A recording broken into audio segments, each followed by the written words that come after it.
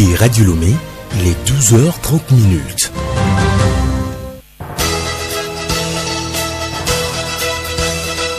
Le journal Yasmine Adoko.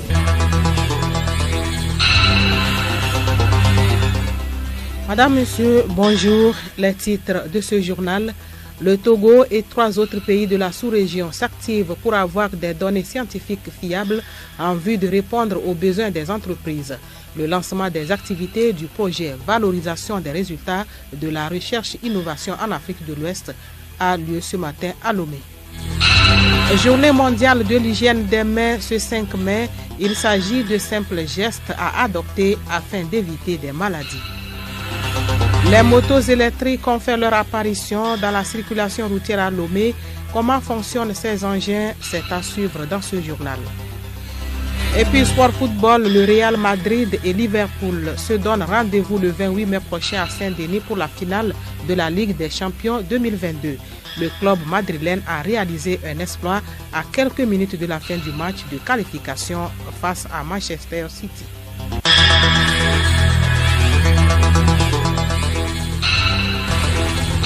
radiolomé.tg. Avant le développement de ces titres, les activités de l'exécutif en rappel, le président de la République Forest Ozimna Zingbe est appelé à soutenir l'effort de dialogue malien avec la communauté internationale et à prendre des initiatives de facilitation. Une délégation malienne conduite par le chef de la diplomatie, Abdoulaye Diop, a été reçue en audience par le chef de l'État, à qui elle a remis dans ce sens un message du colonel Assimi Goïta.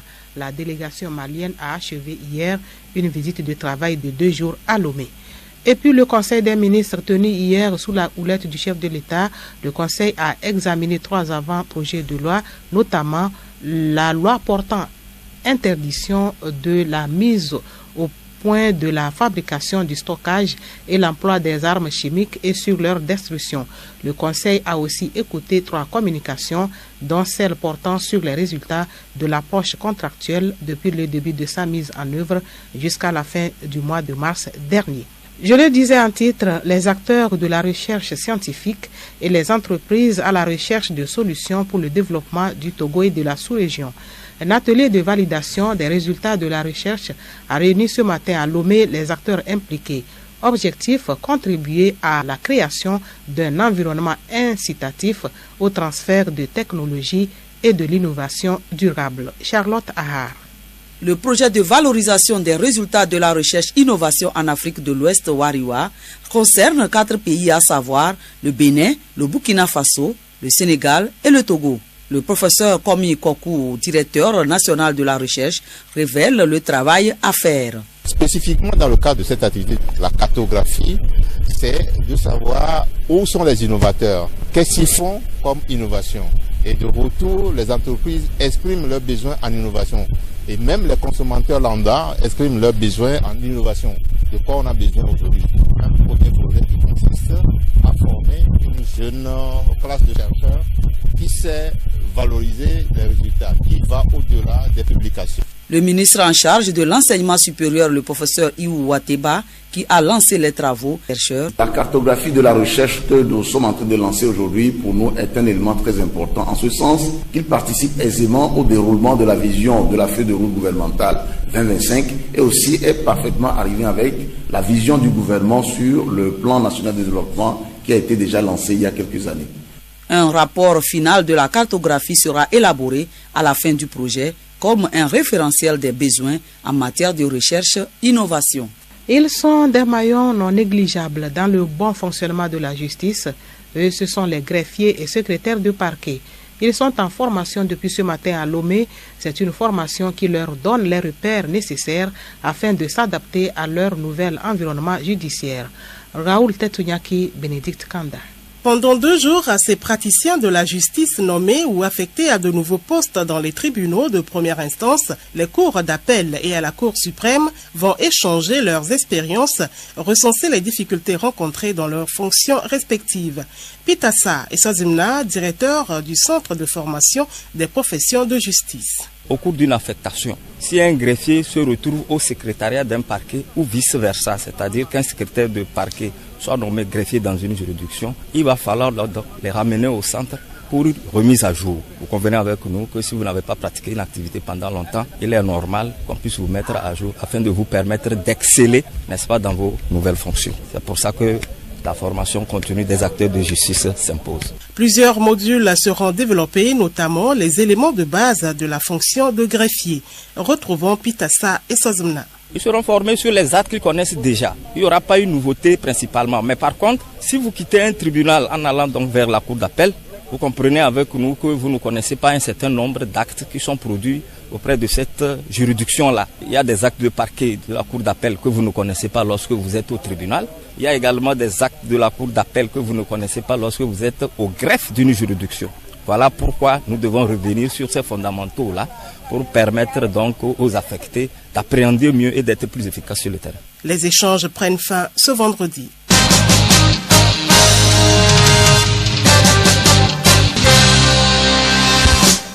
Le monde invite à s'unir pour la sécurité en nettoyant les mains.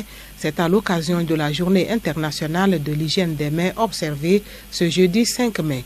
Il est question de se laver les mains pour éviter les maladies. Juliette Kamde.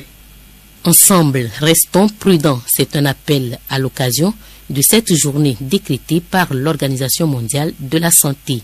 Cette initiative est similaire à la journée mondiale de lavage des mains qui recommande de sensibiliser sur l'utilisation du savon pour prévenir les maladies de façon efficace. Des maladies que l'on pourrait éviter, bien évidemment, par une bonne hygiène des mains. Il s'agit notamment de la diarrhée et des pneumonies. Ces deux pathologies à elles seules contribuent au décès de près de 2 millions d'enfants à travers le monde. La Banque mondiale a financé dans la région de la CEDEAO des programmes sur l'hygiène des mains, notamment dans les écoles et sur les lieux de travail. Il s'agit de démontrer que c'est l'une des mesures les plus efficaces et aisées d'enrayer la propagation des maladies infectieuses. Des motos qui n'ont pas besoin de carburant pour circuler, on en trouve à Lomé depuis un certain temps. Allons à la découverte de ces motos électriques dans ce reportage de Théo Akonou présenté par Alice Berthe Barandao.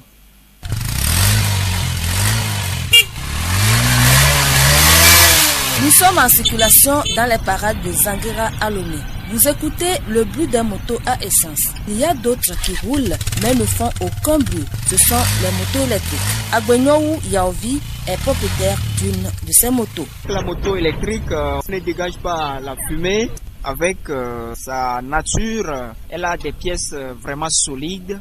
On peut prendre ces motos pour le ZIM, pour nos courses, pour nos besoins. Ils sont de nombreux jeunes à s'octroyer ce type de moto pour plusieurs avantages. On économise en matière de carburant. Vu ces pièces également, c'est des pièces très solides qui durent longtemps et qui ne se gâtent pas. C'est une moto qui permet de lutter contre la dégradation de la couche d'ozone du fait qu'elle ne dégage pas de la fumée. Tout ça là, ça nous permet d'avoir un environnement paisible, serein. C'est le lieu donc de remercier le gouvernement pour sa volonté de lutter pour l'environnement. Parce que sans son accord, on ne devrait pas avoir ces motos dans notre pays.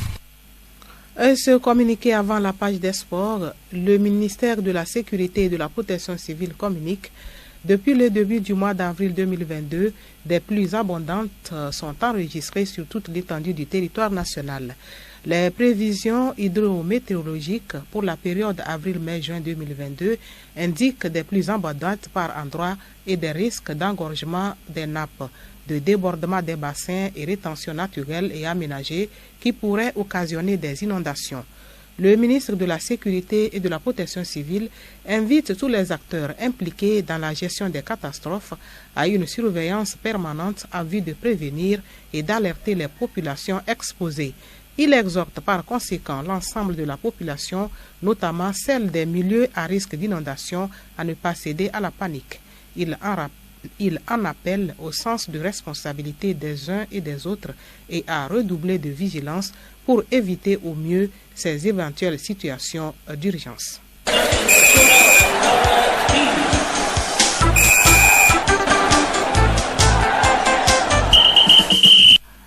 La page des sports à présent Commençant par le tennis, la Fédération internationale de tennis et la Confédération africaine de tennis organisent à Lomé une compétition sous-régionale pour les moins de 14 ans et 16 ans par équipe.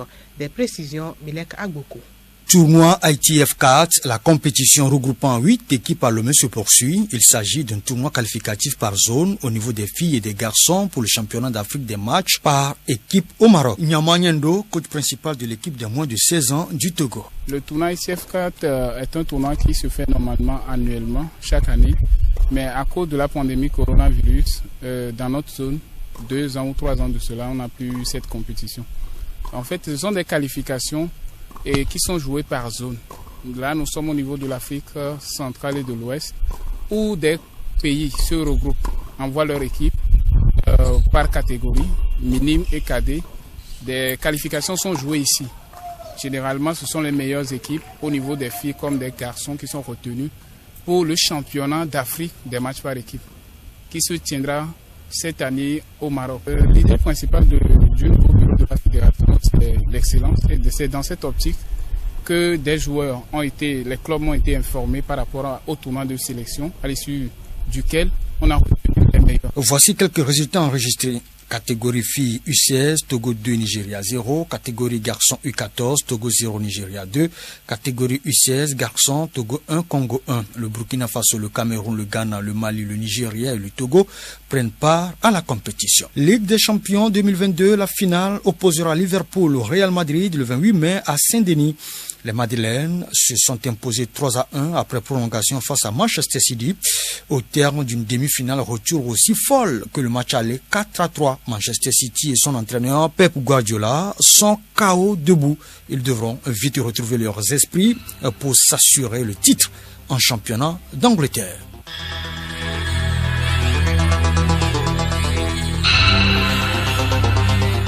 C'est la fin de cette édition. Merci de l'avoir suivi. Bon après-midi à toutes et à tous.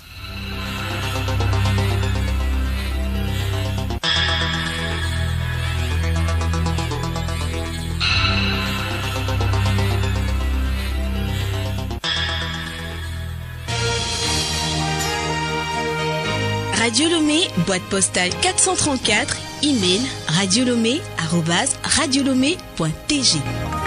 radiolomé.tg